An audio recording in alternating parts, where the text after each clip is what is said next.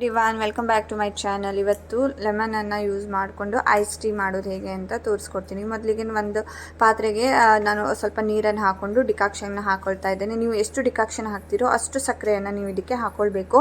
ಹಾಗೆ ತುಂಬ ಖಡಕ್ಕಾಗಿ ಡಿಕಾಕ್ಷನನ್ನು ಮಾಡ್ಕೊಳ್ಬೇಕು. ಚೆನ್ನಾಗಿ ಕುದಿಸ್ಕೊಳ್ಬೇಕಿದು. ಒಂದು 5 ರಿಂದ 6 ನಿಮಿಷನಾದರೂ ಚೆನ್ನಾಗಿ ಕುದಿಬೇಕು. ಡಿಕಾಕ್ಷನ್ ತುಂಬ ಖಡಕ್ಕಾಗಬೇಕು. ಅಲ್ಲಿ ತನಕ ಡಿಕಾಕ್ಷನ್ನ ನೀವು ಕುದಿಸ್ಕೊಂಡು ರೆಡಿ ಮಾಡಿ ಸೋಸ್ಕೊಂಡು ಸೈಡಿಗೆ ಇಟ್ಕೊಳ್ಬೇಕು.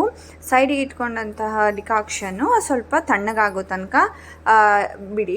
ತುಂಬ ಬಿಸಿಯನ್ನು ಯೂಸ್ ಮಾಡೋದೇನು ಬೇಡ. ಸ್ವಲ್ಪ ತಣ್ಣಗಾಗಲಿ ಡಿಕಾಕ್ಷನ್ನು, ಆಮೇಲೆ ಅದನ್ನು ಯೂಸ್ ಮಾಡಿಕೊಂಡ್ರೆ ಆಯಿತು.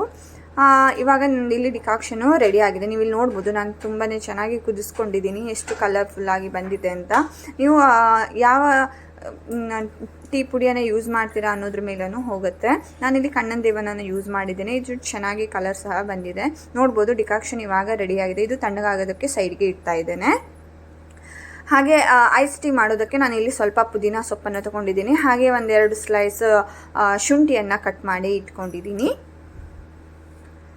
ಹಾಗೆ ಒಂದು ಲಿಂಬೆಹಣ್ಣು ಸಹ ಬೇಡ, ಅರ್ಧ ಲಿಂಬೆಹಣ್ಣು ಇದ್ದರೆ ಸಾಕು.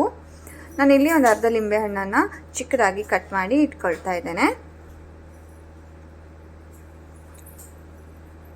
ಈ ರೀತಿ ನೀವೆಲ್ಲ ರೆಡಿ ಮಾಡಿ ಸೈಡಿಗೆ ಇಟ್ಕೊಳ್ಳಿ. ನಾನಿವಾಗ ಗ್ಲಾಸಿಗೆ ಹಾಕೋದು ಹೇಗೆ ಅಂತ ತೋರಿಸ್ಕೊಡ್ತೇನೆ. ಮೊದಲಿಗೆ ನಾನಿಲ್ಲಿ ಗ್ಲಾಸನ್ನು ತೊಗೊಂಡಿದ್ದೇನೆ. ಗ್ಲಾಸಿಗೆ ನಾನು ಶುಂಠಿಯನ್ನು ಏನು ಕಟ್ ಮಾಡಿ ಇಟ್ಕೊಂಡಿದ್ನೋ ಅದನ್ನು ಹಾಕಿಬಿಟ್ಟು ನಾನಿಲ್ಲಿ ಮಾಡಲಿಂಗನ್ನು ಮಾಡ್ತಾ ಇದ್ದೇನೆ. ಮಡ್ಲಿಂಗ್ ಮಾಡೋದ್ರಿಂದ ಇದು ಶುಂಠಿಯಲ್ಲಿದ್ದಂಥ ಫ್ಲೇವರ್ ಹೊರಗಡೆ ಬರುತ್ತೆ. ಅಷ್ಟೇ, ಜಾಸ್ತಿ ಏನು ಇದು ಮಾಡೋದಕ್ಕೆ ಹೋಗಬೇಡಿ.